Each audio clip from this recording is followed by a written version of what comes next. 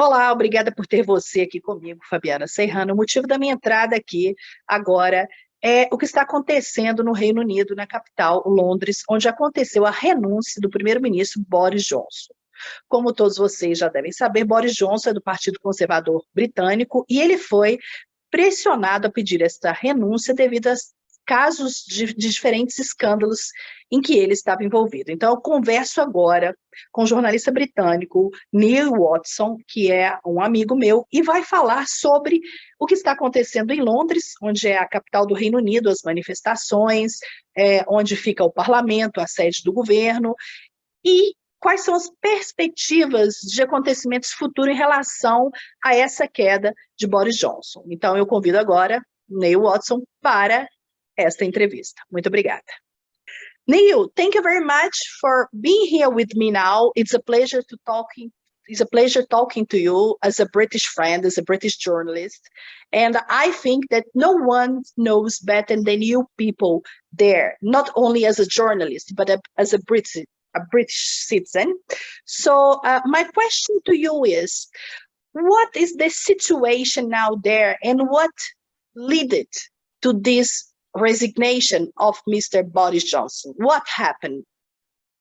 Well, hello, Fabiana. And first of all, thank you very much for inviting me to speak to you today on what is actually quite an historic day. Well, actually, the whole story of the Boris Johnson situation goes back quite a long way. Boris Johnson came to power some years ago on the basis of the Brexit. He was seen to be the person who actually had brought in the Brexit, which means the UK leaving the European Union, and that he would actually make sure that took place in a way that was advantageous to the UK. And actually, when Boris Johnson came to power, he thought that that was going to be the main thing that he was going to have to do. He came in, he was elected as Conservative leader, became Prime Minister on that basis. But actually, things did not go according to plan at all. First of all, the UK delayed making its decision about when things were going to happen with regard to the Brexit for a very, very long time. In fact, nothing at all happened that was tangible for 1 year after the Brexit deal being signed. And the date of actually leaving the EU was delayed time and time and time again. And finally, the UK actually left the EU without a deal being struck, which led to tremendous problems. We actually had situations where we could see the double taxation were going to take place, that there was going to be a lack of harmonisation over the laws, that people without certain types of document would be unable to come and continue to come and live and work in the UK. So lots and lots of things, that very basic things, had not actually been sorted out before the Brexit actually happened. And then, of course, there was the absolutely unexpected thing that hit the entire world, the COVID-19 pandemic. And obviously nobody foresaw how big this was going to be and how long it was going to take place. Now, throughout COVID-19 pandemic, Boris Johnson was faced with a situation nobody had ever faced before. And there were lots and lots of confusing advice going on about what you were permitted to do during that time, whether you were allowed to go and meet your family, whether you were allowed to go outside, when you were allowed to go outside, where you were supposed to wear masks, what kinds of facilities could be opened under what basis, which shops were regarded as being essential shops, which ones were not. And of course, restaurants and cinemas, all these kind of social activities, to what extent they could be open, or if they were open, the kind of distancing that could take place. There was a lot of confusing advice that occurred over that. Also about the vaccines themselves, about when they were going to be offered, who they were going to be offered to, the order of priority about when people would receive them. So it was all, we got statements every day. The UK was very, very badly hit by the Brexit because we're very confused. I think it was very confused for you people to deal with these statements, daily statements and changes all the time, right? It was absolutely impossible. You had to be watching the Brexit, sorry, not Brexit, the COVID news every single night of the week on the television to find what the current legislation actually was. And of course, there were some terrible images being transmitted about the implications of that. Then there was also his attempts to actually keep commerce going, because the fact is that obviously a lot of companies could not trade normally. Their employees, amongst other things, their employees could not come to work, but also goods could not be easily transported around anymore, not helped by the mess of the Brexit. So there were lots of things gurgling away.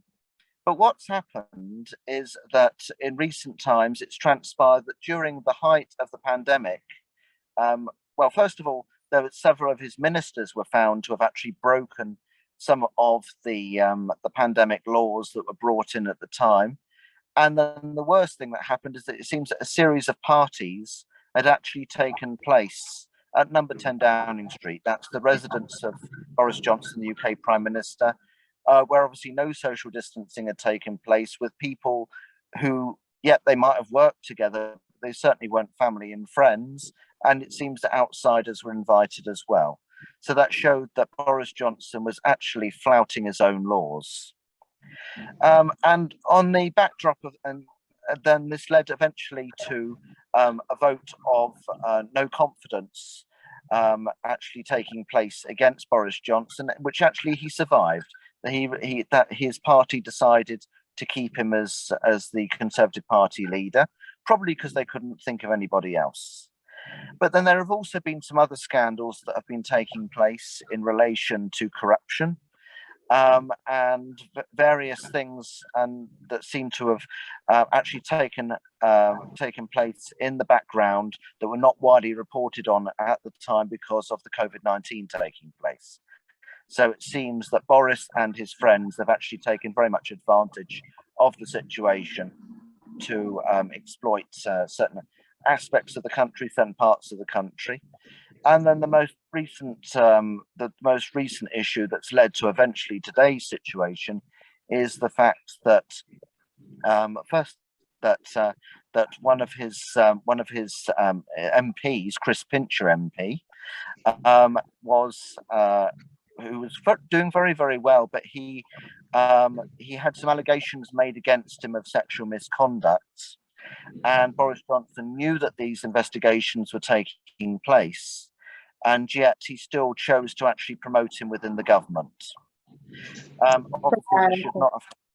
So this led eventually to most of the cabinet deciding to resign over the last 2 days. I believe there have now, I've been driving for about 2 hours, but up to that point, 50 resignations had taken place from the cabinet. And eventually, but even then, Boris Johnson did not want to go of his own choice. He actually has had to be effectively forced out by his own party. Because they realise that actually the Conservative Party is going to lose all kudos whatsoever, all respect at all amongst the British population.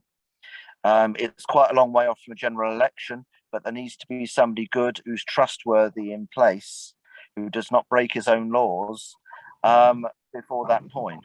So Boris has now actually resigned. Yes, please. Yeah.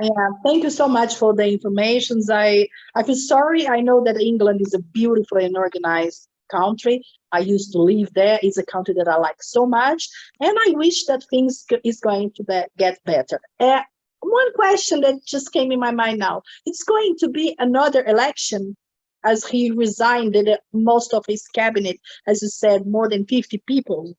Till now, are they going to be elected again? What's the situation, our political situation now? Well, it's a bit of a mess, really. I mean, first of all, it won't be a general election. It will be an election within the Conservative Party for the new leader and for what will be the new Prime Minister. So, but usually when you get a new leader coming to place, as when ambassadors are replaced, for example, you end up with an entirely new staff. So I think we can expect to see quite a number of the same faces who were in his cabinet remaining there, because they've not lost anything from this at all. If anything, they can be seen to have stuck to their opinions by actually voting against him.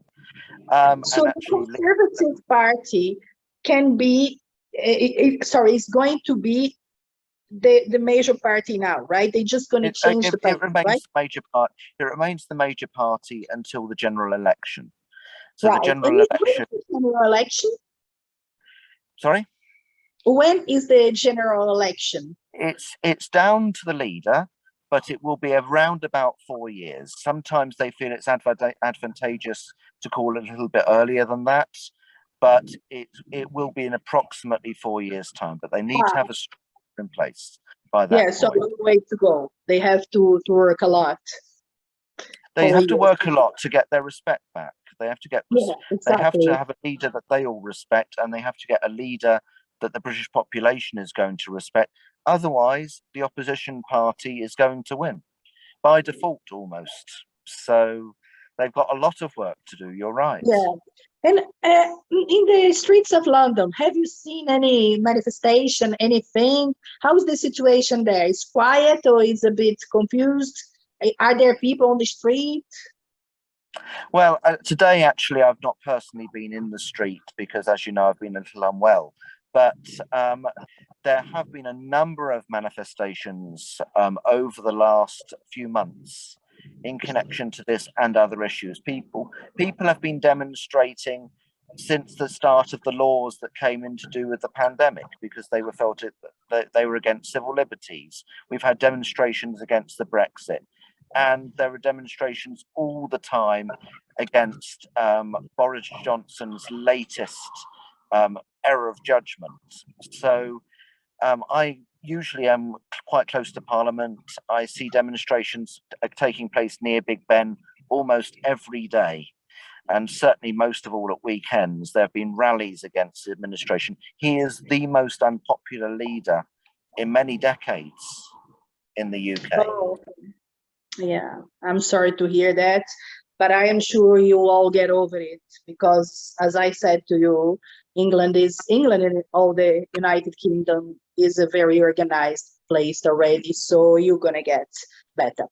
And my last question, Neil, for you is the implication. What do you think is the implication of this in a national level and in an international level? Of this situation, of his resignation now, especially also for the European Union. Yeah, the fact is that the UK is obviously a very leading player on the international stage in the UN and other international institutions, and that is not going to change anytime soon. But it needs to get its respect back. The fact is that the UK, I think, since the Brexit decision taking place, has lost a lot of respect on the world stage. Now, one thing that Boris Johnson has been trying to do to get some respect back is being one of the strongest countries against the Russian invasion of Ukraine. Now, in many ways, he's right, but what he's doing is not necessarily helping the situation, trying to understand the Russian perspective on these things. So I think that whoever comes in is certainly going to be more moderate on that level, because they don't feel that the only way they're going to get any respect at home and abroad is by being strong against the Russian invasion. So I think we need to get the right person in place, and a person who's pragmatic as well, who realizes that things like the Brexit can actually be undone, and that we do need to work to get respect for our country back again. And it is going to happen, but we also need to make sure that our economy becomes a lot more integrated. At the moment, people are really struggling here. We are seeing food shortages. We are partly down to the increased fuel prices, but also down to, as I said to you at the outset, the fact that many aspects of the Brexit were never sorted out. So there are problems with importing food to this country, certain types of food stuff. So people are really, really struggling at the moment. Employment is going up. We need to get somebody who's going to take a very, very pragmatic approach, who actually is going to try and turn these things around. It's going to take a very, very special person. I can think of a few names that I would nominate myself in the Conservative Party, but really it's down to them to actually decide who that person is. And also that person has got to take up a very unenviable task, because Britain has been left in a mess because of Boris Johnson. So there's a lot of work to do. Okay, my friend. So thank you so much again for clarifying these doubts. I'm sure the Brazilian public opinion would like to hear that from you. As I said, not only as a journalist, but as a British citizen. So it's very important to have you here with me. And thank you so much for your attention and for your presence. And I hope to see you soon here in Brazil to talk to us about some other aspects that I'm sure you are very aware about the situation also in Azerbaijan. But this is another subject, and we're going to talk about it later. And I'm willing to invite you here to Brazil to talk to the universities, to talk to the people, to the public opinion. I want them to hear your opinion. Okay, thank you so much, and see you soon. Take care. Obrigado. Bye-bye for now. Bye, thank you.